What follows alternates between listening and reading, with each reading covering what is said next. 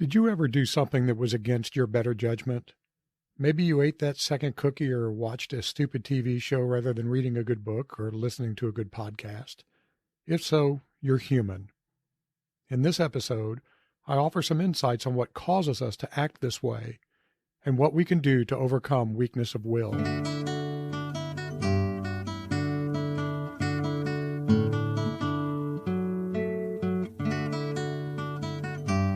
Welcome to Live Well and Flourish, where I help you understand what it means to live a flourishing life. I'm your host, Craig Van Slyke. If you're ready to think beyond material and external success, if you're ready to take control of who you are and the kind of life you live, if you're ready to flourish, this is the podcast for you. Sometimes, maybe even often, we seem to act against our better judgment. We do things that just don't serve our long-term interests, even though we know better. It sure happens to me from time to time. Yeah, I'm looking at you, key lime pie with a cold lager. It's delicious. Try it if you don't believe me. But it's really not very healthy. Unfortunately, acting this way is contrary to flourishing because flourishing involves acting according to reason. If you act against your better judgment often, doing so will also get in the way of leading a fulfilling and satisfying life. Not a good thing. It turns out that acting against better judgment isn't new. People have been doing it, well, as long as there have been people. Philosophers have been interested in this phenomenon for a very long time. There's even a Greek word for it, Akrasia, which means weakness or lacking command. It's a lack of self-control, sometimes called a weakness of will. Akrasia involves acting against your better judgment, when you know what you should do, but you don't do it. Instead, you choose to act in a way that's detrimental to your goals and values. Lots of really smart people have thought about this problem for a long time. This ranges from the ancient philosophers to modern psychologists. Akrasia is a huge, pervasive human problem, one that's deserving of our attention. What causes akrasia? I'm going to approach this question from three perspectives: Aristotle, modern psychology, and my own take. Aristotle believed that akrasia was the result of conflict between reason and desire. He thought that people possess both rational and irrational parts. The rational part is, no surprise, responsible for using reason and making wise decisions. Emotions and desire drive the irrational part. When the irrational part overrides the rational part, akrasia results. You know what you should do or not do, but that's not how you act. Aristotle also believed that the ultimate cause of akrasia is a lack of virtue. Virtue, then, can also provide the antidote to akrasia. I'll talk more about this in just a bit. Modern psychology also gives us some clues on why akrasia is a persistent problem. I want to talk about a couple of these. The first comes from something called the dual process theory, which says that there are two types of human mental processes: unconscious automatic processes and conscious deliberative processes. The unconscious processes are responsible for quick, impulsive decisions, while the conscious processes take care of the deliberate, thoughtful decisions. Unfortunately, as you might have guessed from the words automatic and deliberative, the unconscious processes often rule. For many things, this isn't a problem. In fact, such automatic processing is really necessary for functioning as a human. But for decisions and behaviors that have real consequences, letting the automatic processes win too often is a bad thing. When you do so, you're acting against your best interests. Psychologists also recognize the role of emotion in akrasia. Emotions can have huge impacts on decision-making, often leading you to acting impulsively without thinking through the long-term consequences of a decision.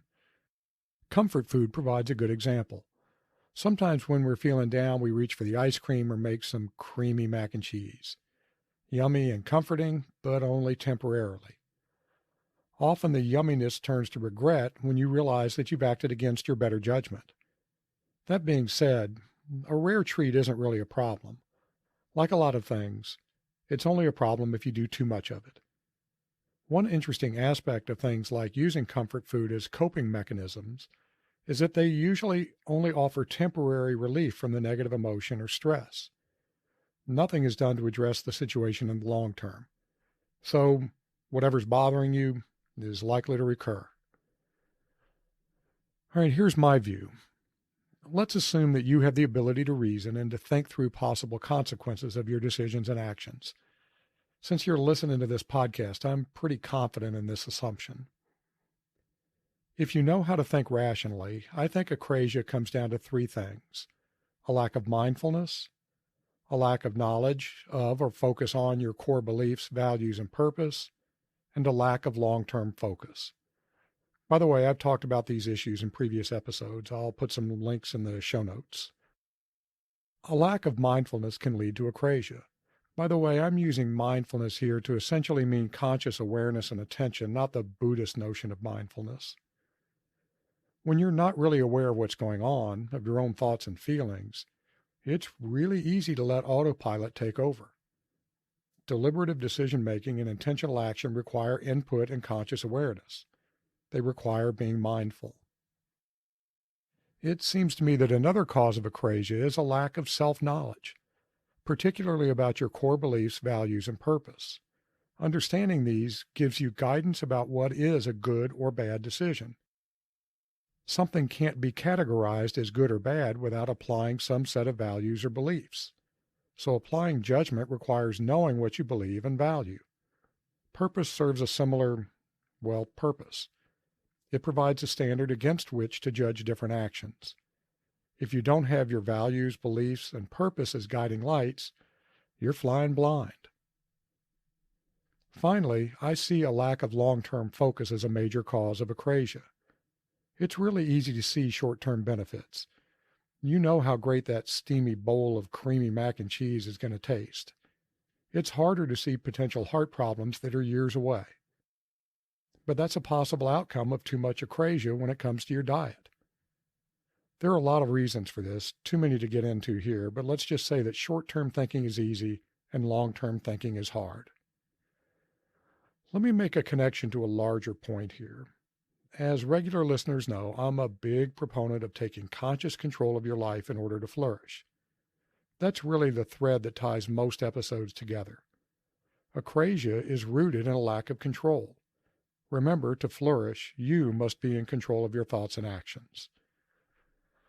All right, so now you know what causes akrasia, so let's talk about what you can do to avoid acting against your better judgment. I'm going to share two views of how to overcome akrasia: Aristotle's, big surprise there, and mine. For Aristotle, the keys to overcoming akrasia are to develop practical wisdom and to practice virtue. Practical wisdom is the ability to apply general knowledge to specific situations in a pragmatic way. This isn't the navel-gazing kind of abstract wisdom. This is wisdom for daily life. Practical wisdom involves balancing reason and desire, recognizing what is truly good for you, and then making choices that align with your values, beliefs, and purpose. See why those are so important? By the way, I'm planning an episode on practical wisdom. It should be out in a couple of weeks if my plan isn't overcome by akrasia. Aristotle also believed that virtue is essential to defeating akrasia. To Aristotle, living according to virtue is the result of deliberate practice to develop the habit of acting according to virtue. You become virtuous by consciously and consistently practicing virtue so that virtuous behavior becomes automatic over time.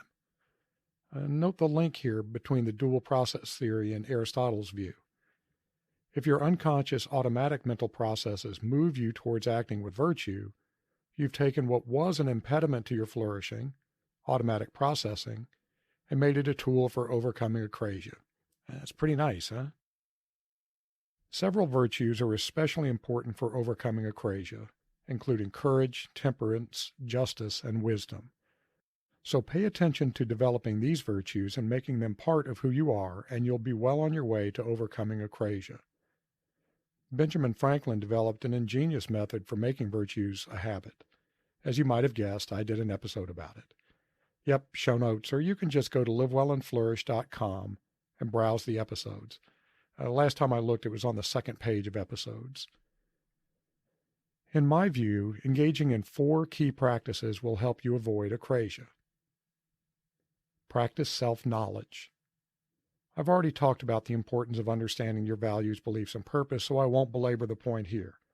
I'll just say that investments in increasing your understanding of yourself pays huge dividends to your flourishing. Practice self-awareness. To reduce akrasia, you need to be aware of how your choices, even small choices, can help or hinder you in your journey towards living a flourishing life. Self-knowledge isn't enough. You need to remain mindful about how your choices affect your path towards becoming the person you want to be and living the life you want to live. Practice self-reflection. Reflection is what ties all of this together. Reflection is critical to growth and learning. Look, you'll make some good choices, and sometimes akrasia will rear its ugly head and you'll make bad choices. That's life. Taking the time to reflect on the good and poor choices will help you become more aware of what makes a choice good or bad, and will also help you make better choices in the future. Finally, practice self-compassion. I got news for you. You're not perfect. Neither am I. Nobody is. When you experience akrasia, it's easy to become overly self-critical, and that can lead to you engaging in negative self-talk. Don't do it. That does you no good. Everyone runs into obstacles and experiences setbacks. Take these for what they are. Temporary setbacks, not permanent states. Cut yourself some slack. You're human. Engaging in too much self-criticism lowers your perception of your competence and autonomy, which hurts your well-being and also reduces your motivation to continue to try to act with conscious intention. When you practice your self-reflection, make it evaluative, not criticizing. Make it about learning, not about criticism and regret. Okay, that's my take. Let's move on to 3 things you can do this week to reduce the effects of akrasia. But before doing so, I want to ask you a favor. If you get something out of this podcast, please do one of 2 things. Either send a friend to livewellandflourish.com so they can benefit as well, or really make my day and send me a message, even if it's just to say that you're listening. You can get in touch with me by using the Contact Craig link at the bottom right side of the main livewellandflourish.com page, or by emailing me at livewellandflourish@pm.me. That's livewellandflourish@pm, as in Paul Mary.me. I'd really appreciate it if you do one of those 2 things. All right, here are 3 things you can do this week to help overcome akrasia. My first suggestion is to set aside time at the end of each day to think about 1 or 2 times when you acted against your better judgment. Trust me, you'll be able to find some. Ponder the nature of the situation that led you to act this way. Were you rushed, overly emotional, lacking awareness, whatever? Spend a few minutes to analyze the event. Keep in mind that you will experience akrasia a lot, usually many times a day if you're like me. That's just being human. So don't get all judgy on yourself. Awareness is half the battle, but acceptance that you're human is also critical.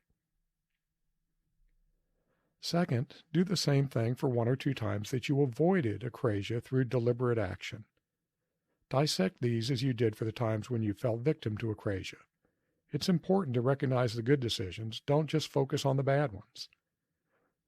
These self-reflections are the foundation for my third suggestion. Once you've done your reflecting, you can write down 2 or 3 ways you're going to try to avoid akrasia in similar situations in the future.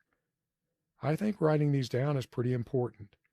Doing so will form a sort of mental commitment to yourself and will also give you a concrete goal to work towards.